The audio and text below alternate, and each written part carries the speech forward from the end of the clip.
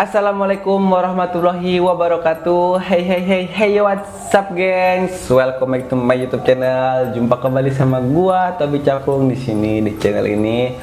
Gimana keadaan kalian gengs? Semoga kalian sehat selalu, baik-baik aja, dan semoga diberikan kebahagiaan lahir dan batin. Oke gengs, di pembahasan kali ini gua bakal ngebahas tentang pertempuran goib, pertempuran batin, dan pertempuran santet antara Indonesia melawan India, yaitu Sai Baba melawan Daud Tony. Kayaknya berita ini bukan berita yang gimana-gimana ya, karena udah lalu banget gitu kan. Cuma gua kali ini bakal ngangetin lagi beritanya antara Sai Baba melawan Daud Tony, yang dimana Daud Tony berhasil mengalahkan Sai Baba sampai Sai Baba meninggal dunia. Oke, langsung aja ke pembahasan sedikit biografi tentang Sai Baba. Sai Baba adalah seorang tabib ataupun tokoh yang di India dianggap sebagai dewa, bahkan dianggap sebagai Tuhan. Nah, bukan karena apa-apa Sai Baba dianggap sebagai Tuhan, karena kemampuan dan keahlian dia, di mana dia mampu mengobati orang-orang yang sakit seperti kebutaan dan kelumpuhan. Sai Baba juga bisa memunculkan benda-benda, barang-barang melalui lambaian tangannya, di mana benda tersebut merupakan emas dan logam.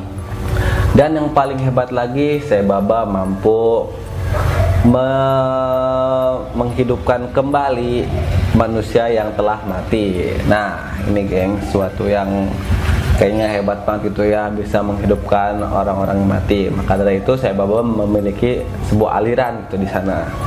Nah, Sai Baba lahir pada 23 November 1926. Nah, kalau di Indonesia itu 1926 itu kita kayaknya lagi dijajah oleh negeri Belanda gitu kan. Oke, ibu dari Sai Baba bernama Ewaswarama dan Veda Venkama. Sai Baba lahir di India tentunya. Dan ternyata ibu Sai Baba menyatakan bahwa saat mengandung Sai Baba, dia bukan dihamili oleh seorang manusia, melainkan ibu dari Sai Baba mengakui bahwa ia mengandung Sai Baba karena ada cahaya yang masuk ke dalam tubuhnya, sehingga dia hamil dan mengandung Sai Baba gitu. Singkat cerita, Sai Baba berusia 14 tahun, di mana kali itu Sai Baba mengakui atau menyatakan bahwa dirinya adalah reinkarnasi dari Sai Baba dari Sinri gitu gengs. Nah, itu adalah sedikit biografi dari Sai Baba ya. Dan kali ini gua akan memberikan juga sedikit biografi dari lawannya, itu Daud Tony. Daud Tony adalah anak kedua dari 5 bersaudara yang lahir pada Sabtu Pahing, dimana menurut weton Jawa, Sabtu Pahing itu adalah weton yang paling tinggi. Maka daripada itu Daud Tony dipilih oleh sang kakek untuk meneruskan kemampuan ilmu hitam dari sang kakek. Namun pada kala itu Daud Tony muda tidak ingin dan menolak karena takut akan hal-hal tersebut. Namun sang kakek berhasil membimbing atau mengiyakan kemauan dari Daud Tony, karena pada waktu itu Daud Tony diiming-imingi dengan kemampuan sang kakek, yaitu menghilang dan berpindah tempat. Ilmu menghilang dan ilmu berpindah tempat itu membuat Daud Tony jadi suka terhadap ilmu tersebut. Akhirnya Daud Tony mengiyakan sang kemauan dari sang kakek. Nah, bagaimana ceritanya bisa Daud Tony ini melawan Sai Baba, bahkan sampai membunuh Sai Baba? Karena pada kala itu 2011 tepatnya, Daud Tony diundang oleh seorang panglima kepresidenan untuk datang ke Cikeas, yang dimana Cikeas itu adalah tempat kepresidenan Indonesia waktu itu ya, yang dipimpin oleh Bapak SBY. Setibanya Daud Tony di sana di Cikeas, Daud Tony sudah melihat ada santet, yang dimana ini adalah santet tingkat tinggi yang setara dengan dirinya saat dia belum bertaubat gitu gengs. Jadi santetnya itu setara dengan dirinya. Jadi ilmu santet, mungkin santetnya adapun santet dari yang punyanya itu setara dengan dirinya sebelum dia bertaubat gitu gengs. Nah, langsung saja Daud Tony dipanggil oleh ibu negara. Ibu negara mengatakan bahwasanya ada santet yang datang ke dalam istana kepresidenan Indonesia. Namun tanpa diberitahu, Daud Tony sudah tahu kalau ada santet di dalam kepresidenan Indonesia. Ibu kepresidenan Indonesia langsung menyuruh Daud-Tony untuk menghancurkan ataupun menetralisir santet yang ada di kepresidenan Indonesia ini. Namun karena mengingat santet ini santet tingkat tinggi, Daud-Tony dia berwasiat kepada kepresidenan Indonesia, di mana jikalau nanti dia kalah dalam pertempuran melawan santet dari Sai Baba ini, dia ingin anak-anaknya disejahterakan, disekolahkan hingga kuliah. Dan akhirnya kepresidenan Indonesia mengiyakan. Daud-Tony berpesan bahwa dia akan bertempur selama 3 bulan. Jadi 3 bulan itu akan ketahuan siapa yang kalah, siapa yang menang, siapa yang hidup, dan siapa yang mati. Akhirnya kepresidenan Indonesia mengiyakan. Daud-Tony lalu pulang menemui keluarganya dan langsung mengerjakan pekerjaannya itu di salah satu rumah di daerah Jakarta. Tak lama setelah itu, saat Daud-Tony menjalankan tugasnya melawan Sai Baba dari India, saat mendoakan atau dia melakukan bertapa, dia seringkali dihampiri atau didatangi oleh ular yang sangat banyak gitu guys ya.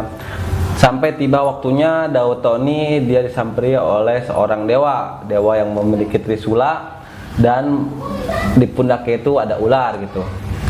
Dia berdoa dalam nama Yesus, mengingat waktu itu Daud-Tony sudah bertaubat dan dia menjadi warga Kristen gitu kan. Dia berdoa atas nama Yesus, akhirnya dewa tersebut hilang.